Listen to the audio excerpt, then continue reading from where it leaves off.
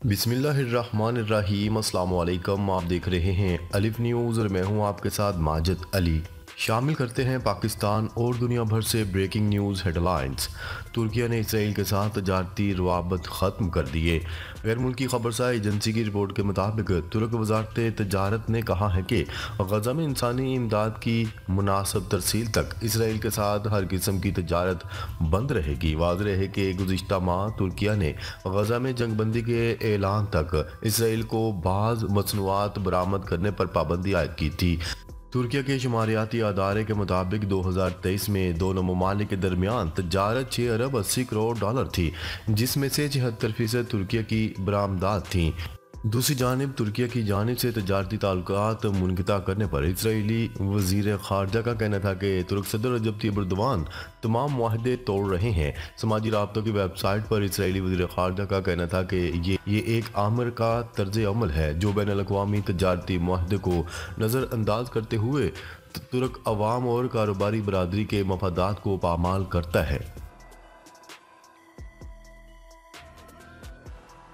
खबर के अगले हिस्से में बात करते हैं। ईरान ने दहशतगर्दी के वाक़यात के पेश नज़र अफ़गानिस्तान के साथ सरहद बंद करने का फैसला कर लिया।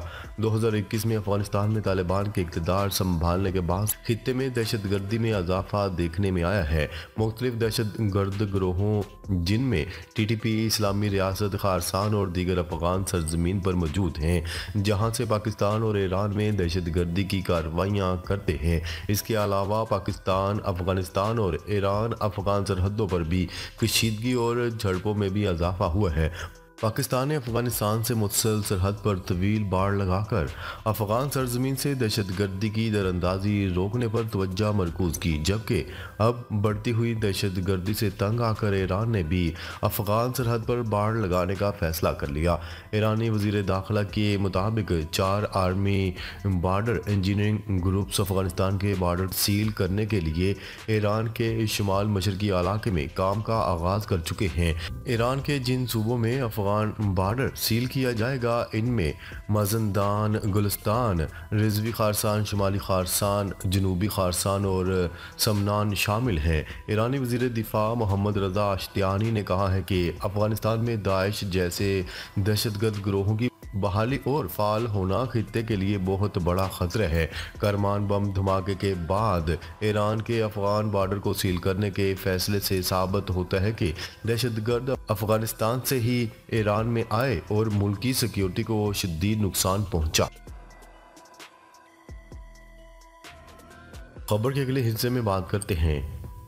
अफ्रीकी मुल्क नाइजर में अमरीकी फ़ौज के ज़ेर इस्तेमाल एयर बेस में रूसी फ़ौजी दाखिल हो गए। गैर मुल्की खबरसार एजेंसी की रिपोर्ट के मुताबिक रूसी फ़ौज नाइजर हुकूमत की एमा पर बेस में दाखिल हुए हैं। नाइजर ने 1000 अमरीकी फ़ौजी को मुल्क छोड़ने का हुक्म दे रखा है। नाइजर में अमरीकी फ़ौज के इनखला के लिए कई माह से मुजाहरे जारी हैं। नाइजर हुकूमत ने गुज़िश्ता माह अमरीका के साथ फ़ौजी ताउन ख़त्म करने का ऐलान किया था। नाइजर हुकूमत ने मुल्क के अंदर अमरीकी महकमा दिफा के अमरीकी फ़ौजी और सिविलियन मुलाजमीन से मुतल्लिक मुआहदे को ख़त्म करने का फ़ैसला किया था। 2 हफ्ते कबल अमरीका ने नाइजर से अपनी फ़ौजें वापस बुलाने का फ़ैसला किया था, जिसके लिए नाइजर और अमरीका के दरमियान मुआहदा भी तय पाया था। खबर के अगले हिस्से में बात करते हैं। पाकिस्तान का पहला सैटेलाइट मिशन iCube-Q चांद पर रवाना। पाकिस्तान का तारीखी सैटेलाइट मिशन iCube-Q आज दोपहर 12:50 पर रवाना हुआ। iCube-Q चीन के हेनान स्पेस लॉन्च सेंटर से चांद के सफ़र के लिए खला में भेजा गया। सैटेलाइट iCube कमर की लॉन्चिंग को वेबसाइट पर लाइव दिखाया जा रहा है। Core committee institute of space के रुकन डॉक्टर खुरम खुर्शीद ने कहा है कि मिशन की कामयाबी पर पाकिस्तान चांद पर जाने वाला दुनिया का 6ठा मुल्क बन जाएगा। iCube-Q को चेंग 6 मिशन के साथ मुंसलिक किया गया है। उन्होंने कहा है कि iCube-Q कमर का डिज़ाइन और डेवलपमेंट चाइना और स्पार्को के इश्तराक से तैयार किया गया, जबकि चांद के जनूबी कुतब से अहम तस्वीर बनाने के लिए iCube-Q में 2 कैमरे नस्ब किए गए हैं।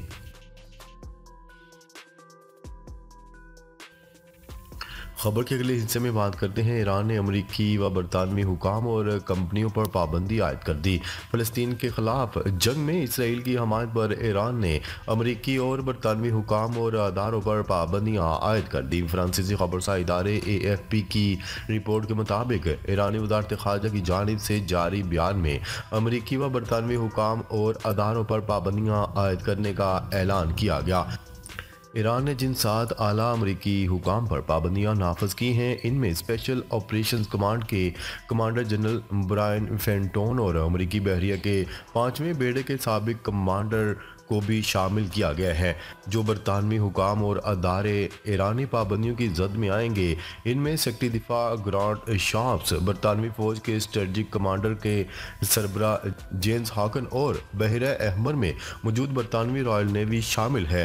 इसके अलावा ईरान ने अमरीकी कंपनियों लॉकहीड मार्टिन और शेरोन और बरतानवी कंपनियों एल्बर्ट सिस्टम्स, पार्कर मैगेट और राफेल यूके पर जुर्माने आयद करने का भी ऐलान किया है। ईरानी वज़ारत ख़ारजा के मुताबिक पाबंदियों में ईरान के मालियाती और बैंकारी निज़ाम से मुंसलिक खातों और रकूम के लेन देन पर पाबंदी, इस्लामी जमहूरिया ईरान की हदूद में आने वाले अमरीकी बरतानवी असासों को कब्ज़े में लेना और ईरान में दाखिले के लिए वीज़े का अदम इजरा शामिल है। ताहम ये वाज़ह नहीं किया गया कि ईरान की आयद करदा पाबंदियाँ अमरीकी बरतानवी हुकाम या अदारों, असासों और ईरान के साथ मामलात पर किस तरह असर अंदाज होंगी। वाज़ेह रहे कि फ़लस्तीनी वज़ारत सेहत के मुताबिक 7 अक्टूबर से लेकर अब तक गज़ा में इसराइल की वहशियाना बमबारी और ज़मीनी फ़ौजी कार्रवाई में 34,568 फ़लस्तीनी शहीद हो चुके हैं, जिनमें अक्सरियत बच्चों और ख़वातीन की है। खबर के अगले हिस्से में बात करते हैं। जो बाइडन ने जामियात में इसराइली मुखालफ मुजाहरों पर खामोशी तोड़ दी। अमेरिका के सदर जो बाइडन ने गज़ा में फ़लस्तीनियों पर इसराइली मुजालिम के ख़िलाफ़ मुल्की जामियात पर होने वाले मुजाहरों पर आखिरकार खामोशी तोड़ दी। सदर जो बाइडन ने जामियात में मुजाहरों पर पहली बार अपने रद्द-ए-अमल में कहा है कि एहतजाज का हक़ सबको है, लेकिन अफरा तफरी फैलाने का हक़ किसी को नहीं। वाइट हाउस में ख़िताब के दौरान अमेरिकी सदर जो बाइडन ने कहा कि गज़ा में कत्ले-आम के ख़िलाफ़ तलबा के मुजाहरों में आज़ादी, इजहार राय और कानून की हुक्मरानी का एहतराम होना चाहिए। उन्होंने कहा है कि हम आमराना कौम नहीं जहां लोगों को खामोश कर दे और इख्तिलाफ राय को कुचल दे। कैंपस बंद करना, तोड़फोड़, जलाओ घिराओ और लोगों में खौफ व हिरास पैदा करना पुरअमन एहतजाज नहीं, कानून की खिलाफ वर्जी है। दरअसल जो बाइडन को इसराइल नवाज पॉलिसी की वजह से अवाम की जानिब से शदीद तनकीद का सामना है। अमरीकी जामियात में फ़लस्तीनियों से इजहार यकजहती के लिए एहतजाजी तहरीक जोर पकड़ने लगी है और अब तक 40 जामियात में फ़लस्तीनियों की हमायत में मुजाहरों के दौरान सैकड़ों तलबा को गिरफ्तार किया जा चुका है। खबर के अगले हिस्से में बात करते हैं। हमास के सरबराह इस्माइल हानिया ने इस बात का आदा किया है कि जंगबंदी की तजावीज़ का मस्बत अंदाज में जायजा लिया जा रहा है। हमास का कहना है कि जंगबंदी पर मजीद बातचीत के लिए एक वफ्द जल्द मिस्र का दौरा करने वाला है। हमास ने हफ्ते के रोज़ कहा कि इसे इसराइल का ताज़ा तरीन मौक़िफ़ मौसूल हुआ है और वो जवाब जमा करवाने से पहले इसका मुताला कर रही है। बयान के मुताबिक हमास तहरीक के सरबराह इस्माइल हानिया ने मिस्र के वज़ीर इंटेलिजेंस मेजर जनरल अब्बास कामल से फ़ोन पर बातचीत की ताकि फ़लस्तीनी लोगों के ख़िलाफ़ जारहियत को रोका जा सके।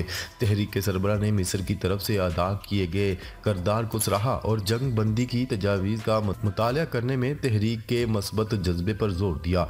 हमास के सरबराह ने वज़ीर अब्बास कामल को तस्दीक की है कि तहरीक का मुज़ाकराती वफ़द जल्द अज जल्द मिस्र आएगा ताकि जारी बातचीत को मुकम्मल करने के लिए एक ऐसा मुआहिदा तय पा सके जो हमारे लोगों के मुतालबात को पूरा करे और जारहियत को रोके। खबर के अगले हिस्से में बात करते हैं। बांग्लादेश में अप्रैल के दौरान गर्मी का 74 साला रिकॉर्ड टूट गया। बांग्लादेश के महकमा मौसमियात के मुताबिक गुज़िश्ता माह अप्रैल 1948 के बाद रिकॉर्ड पर गर्म तरीन रहा और बांग्लादेश समेत जनूबी एशिया के कई दीगर ममालिक अब तक भी हीट वेव का सामना कर रहे हैं। साइंसी तहकीक के मुताबिक माहौलियाती तब्दीली हीट वेव के दौरानिए में तवालत, इनकी शिद्दत में इजाफे और इनके बार बार आने का सबब बन रही है। बांग्लादेश के महकमे मौसमियात के सीनियर ओहदेदार के मुताबिक इस साल हीट वेव ने मुल्क के 80% हिस्से को अपनी लपेट में ले रखा है। उनका कहना था कि हमने इससे पहले इतनी मुसलसल और शदीद गर्मी की लहर नहीं देखी थी। उनका मजीद कहना था कि हमारे मुल्क में 1948 में दर्जा हरारत और मौसमियाती रिकॉर्ड मरतब करने का सिलसिला शुरू होने के बाद से गुज़िश्ता माह सबसे गर्म अप्रैल था। नाजरीन, अब तक के लिए इतना ही। मजीद खबरें लेकर बहुत जल्द आपकी खिदमत में हाजिर होंगे। तब तक के लिए अपना ख्याल रखिएगा। अल्लाह निगहबान।